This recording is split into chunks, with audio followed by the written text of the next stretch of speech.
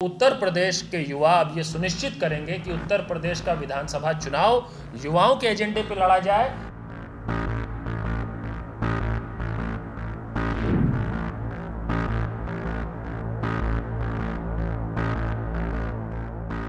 उत्तर प्रदेश के चुनावों में युवाओं का जो एजेंडा है वो पूरी ताकत, पूरी मजबूती के साथ आए और कोई भी पार्टी हो, सत्ता हो, सरकार हो, यहाँ तक कि मुख्य धारा की मीडिया हो, वो युवाओं के एजेंडे को इग्नोर न कर सके।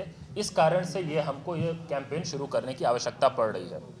हुआ ये है कि इस सरकार में बेरोजगार युवाओं की बात को जिस ढंग से अनसुना किया गया है और उसकी बजाय सच्चा रोजगार देने की बजाय जो झूठा प्रचार चल रहा है, तो अब मुझे लगता है कि प्रदेश के युवाओं को, खास करके जो लोग, क्योंकि युवा हल्ला बोल देखिए राजनीतिक दल नहीं है, हम कोई कैडर बेस्ड ऑर्गेनाइजेशन नहीं है, हम उन अभ्यर्थियों, उन युवाओं के सीधे तौर पे जुड़े हुए समूह हैं जो भुक्तभोगी हैं, जो झेल रहे हैं, हम उनके साथ काम कर रहे हैं। अब उन युवाओं को समझ आ रहा है कि सिर्फ ये चिट्ठी पत्री, मेमोरेंडम, धरना प्रदर्शन से काम नहीं चलेगा, क्योंकि ये चुनावी पार्टियां हैं, इनको चिंता सिर्फ अपने कुर्सी की होती है और किसी चीज़ की चिंता नहीं होती है। और क्योंकि अब उत्तर प्रदेश में विधानसभा चुनाव है और सरकार फेल हो गई है युवाओं को किए अपने वादे को लेकर, तो उत्तर प्रदेश के युवा अब ये सुनिश्चित करेंगे कि उत्तर प्रदेश का विधानसभा चुनाव युवाओं के एजेंडे पर लड़ा जाए और जो सरकार रोजगार जैसे महत्वपूर्ण सवाल पे फेल हुई है, उस सरकार को जवाबदेह ठहराया जाए और बाकी पार्टियां जो सरकार को घेरने की भी कोशिश कर रही है वो भी अपना ब्लूप्रिंट लेके आएं और बताएं कि उनकी कितनी समझ है।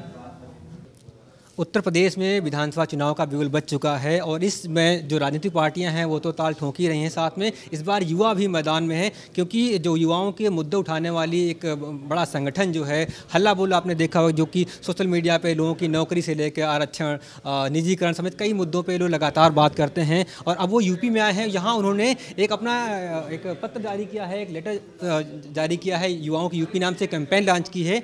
ये कैंपेन क्या है, किस तरह से वो यहाँ पे काम करेंगे, चुनाव में उनके क्या मुद्दे हुए हैं, इन सब पे बात करने हमारे साथ हैं अनुपम जी की, जो युवा हल्ला बोल के राष्ट्रीय अध्यक्ष हैं। अनुपम जी, स्वागत है जी। नमस्ते। नमस्ते। आपका हल्ला बोल यूपी में क्या करने वाला है, किस तरह से आप ये काम करेंगे? देखिए, क्योंकि अब उत्तर प्रदेश में विधानसभा चुनाव आने वाले हैं और हम लोग एक लंबे समय से काम करते रहे हैं, हम ज़मीन पर भी करते रहे हैं, अलग अलग माध्यमों से भी काम करते रहे हैं और हमने ये अनुभव किया है कि देखिए, सरकार को चिट्ठी पत्री लिखना, मेमोरेंडम लिखना, धरना प्रदर्शन करना, कोर्ट कचहरी जाना, सब कुछ करके युवाओं ने देख लिया। शिक्षित बेरोजगार युवाओं ने कुछ भी काम नहीं कर रहा है इस सत्ता में। इस सरकार के तरफ से रोज़गार मांग रहे युवाओं को सिर्फ लाठी डंडे मिलते हैं। आप देखिए, आए दिन लखनऊ से बेरहमी से युवाओं की पिटाई की तस्वीर आ ही जाती है, हर सप्ताह को एक न एक तस्वीर आ जाती है। यही मिल रहा है युवाओं को उत्तर प्रदेश में। देश में बाकी लोग बेरोजगार होते जा रहे हैं, व्यापार धंधा चौपट हो रहा है, अर्थव्यवस्था -23% पे पहुंच गया उस क्वार्टर में। उसी समय जिस वक्त इसी अर्थव्यवस्था की ये हालत है, उसी अर्थव्यवस्था में कुछ लोग हैं जो अजीब तरीके से, उनका एक अलग तरह का कर्व है, टारगेट, उनका टेंजेंट ही अलग है, तो बाकी पब्लिक अलग, वो अलग। ऐसा क्यों हो रहा है? क्योंकि प्रॉफिट का प्राइवेटाइजेशन हो रहा है, लॉस का नेशनलाइजेशन हो रहा है। उसी का नतीजा है कि सरकारी भर्तियां कम हो रही है, क्योंकि आपको प्राइवेटाइज करना है तो आप भर्तियां क्यों निकालेंगे? आपको बैंकों को बेच देना है तो बैंकों में नियुक्ति करने की क्या ज़रूरत है? धीरे धीरे परत दर परत अगर रेलवे को बेचना है तो रेलवे में भर्ती करने की क्या ज़रूरत है? आज देश में, अगर हम देश की बात करें या प्रदेश की मैं बताऊं, तो 5.5 लाख से ज़्यादा ऐसी सरकारी नौकरी हैं जो खाली हैं, जो सरकार को उसके लिए सैंक्शनड है, बजट एलोकेटेड है, सिर्फ उसके लिए नियुक्ति निकालनी है, विज्ञप्ति निकालनी है और वो आपके सरकारी नौकरी भरी जा सकती है। 4 लाख 5 लाख युवाओं को एक झटके में सरकार चाहे तो नौकरी दे सकती है। जितनी नौकरियों का आज सरकार दावा कर रही है कि 4.5 लाख नौकरी उन्होंने दी हैं पिछले 5 साल में, जबकि दावा था वो 70 लाख का और ना जाने कि 6 महीने में हम जितनी भी भर्तियाँ होंगी उसको कंप्लीट करेंगे। उससे ज़्यादा 5 लाख से अधिक भर्तियाँ आज की डेट में सरकारी नौकरियों के पद खाली पड़े हैं। तो ऐसे में हम लोग कैसे मान लें कि सरकार ये सीरियस है इस रोज़गार के सवाल पर, नौकरियों के सवाल पर? अभी तक हम लोग को जवाब ही नहीं मिला सरकार से कि वो जो कहते हैं कि इतनी सरकारी नौकरियाँ दे दी, वो किन किन विभागों में कब कब दी हैं। अब बात है कि जब वो कुछ कुछ चला देते हैं मार्केट में, मतलब आधिकारिक रूप से जवाब नहीं देते हैं, कुछ कुछ कहीं कहीं से मार्केट में आ जाता है। अब जो आता है मार्केट में उसमें भी क्या होता है, वो भर्तियां जिनके अभ्यर्थी अभी भी सड़क पर प्रदर्शन कर रहे हैं उनको भी वो गिन लेते हैं उसमें। आप बताइए, वो यूपी SSSC का बताया कि इतनों को हमने नियुक्ति दे दी, उसमें वीडियो को भी गिन लिया और उसी वीडियो की परीक्षा को 4 महीने बाद कैंसिल कर दिया। जब हमारा इलाहाबाद में महापंचायत चल रहा था उसी दिन वो कैंसिल हुआ। अब बताइए, जिसकी भर्ती पूरी ही नहीं हुई, जिसको नियुक्ति ही नहीं मिली, सबसे बड़ी बात जो प्रदर्शन कर रहा है, सड़क पे आंदोलन कर रहा है आपके खिलाफ, आपने उसको भी गिन लिया कि रोजगार दे। वो आंदोलन कर रहा है, उसको गिन लिया और कह दिया 5 लाख को दे दिया। और जब आप वीडियो जारी करते हैं तो आप फंस जाते हैं, क्योंकि आपको तो मिलता ही नहीं कोई ऐसा आदमी जिसको आपने नौकरी दिया हो, तो आप दुर्गेश को पकड़ के ले आते हैं। हाँ, मैं आपको याद दिला दूं कि रोचक है जानना भी कि जो आपने वो देखा कि लेखपाल जो थे नेपाल तो जब भागे थे, चर्चा में आए थे, वो आपकी टीम ही लेकर के आई थी और उसी से बता रहे हैं ये लोग कि किस तरह से वो 4.4 लाख नौकरियाँ थी वो किस तरह से आंकड़ों में आई। हालांकि पूरी तरह आपके पास भी नहीं है, ये नहीं बता रहे, कह रहे सरकार से ही मांग रहे हैं कि किस में होते तो हम दे देते ना।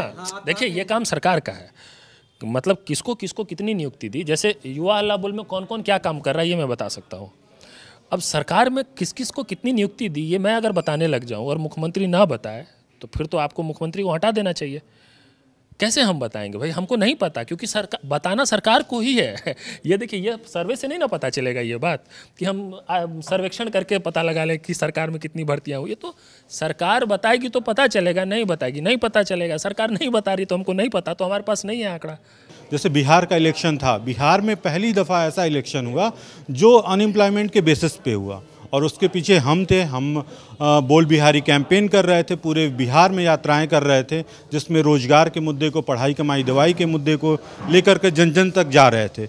वही कोशिश यूपी में होगी और हम आपके माध्यम से तमाम युवाओं से अपील करेंगे जो किसी एक पार्टी या एक संगठन के पक्ष में नहीं गए हैं, वो आए, हमारे मुद्दे को सुने। हम चाहते हैं इन 22 मुद्दों को लेकर के जितनी भी पार्टियां हैं वो अपने रुख क्लियर करें और युवाओं को बताएं कि अब उनका रुख क्या होगा। युवा डिसाइड करेगा कि पूरे प्रदेश में किस हिसाब से चुनाव होगा।